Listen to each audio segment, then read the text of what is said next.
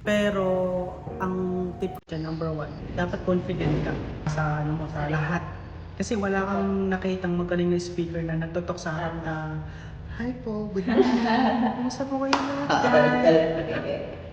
So, tatanggal din po yung hinder siyempre sa una, medyo Oo. parang kailangan So, talagang gawin mo yung best para maging magaling ka.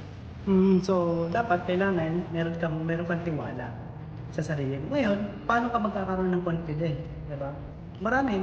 Number one, dapat alam mo yung ginagawa mo, alam mo sasabihin mo. Dapat alam mo yung business mo. Tama. Kasi parang ano yan eh, tignan mo yung mga speaker sa mga pagka nagsalita yan sa harap.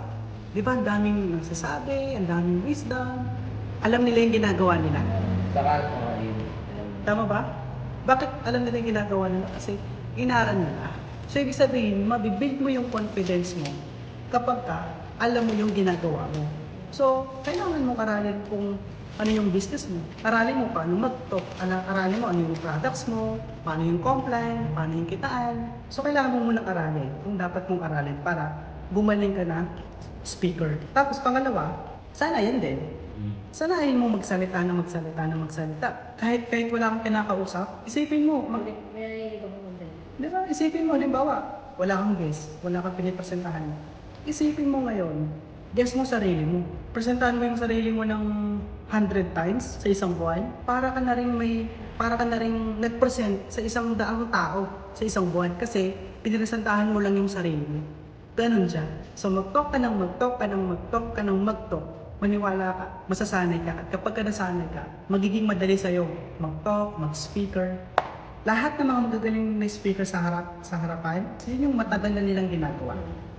Eh paano kung hindi mo alam yung plan, hindi mo alam yung products mo, hindi mo alam paano mag-close, confident ka ba mag-talk?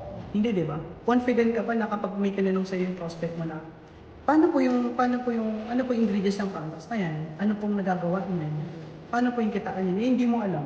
Ibig sabihin, pag hindi mo alam, hindi mo buka bibig mo, paano ka matututo? Paano ka gagawin? Somatic yun. At ang pinaka-uli, resulta. Pilitin mo, di ba? Pilitin mo na magkaroon ng resulta. Bakit? Kapag may resulta ka, kahit hindi ka magaling na speaker, okay? Pag tinawag ka sa harap, yung simpleng words na sasabihin mo na, alam mo, normal lang yung rejection, normal lang yung discouragement, normal lang yung failure, tapos yung mga audience mo ngayon, baliw na baliw sila. Eh grabe,